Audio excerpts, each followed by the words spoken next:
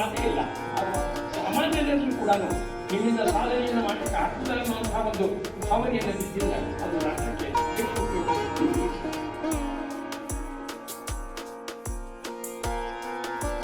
ಪ್ರತಿ ವರ್ಷನೂ ಒಳ್ಳೊಳ್ಳೆ ರಿಸಲ್ಟ್ಗಳನ್ನು ತೆಗೆದುಕೊಂಡು ನಮ್ಮ ವಿದ್ಯಾರ್ಥಿಗಳು ಪಾಸ್ ಆಗ್ತಾರೆ.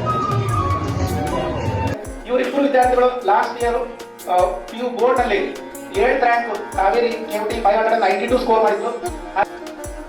ಹಾಗೆ ಆಯುಷ್ ಜೋಗಳೇಕರ್ 591 ಸ್ಕೋರ್ ಮಾಡಿ 9th ರ್ಯಾಂಕ್ ಪಡೆದುಕೊಂಡ.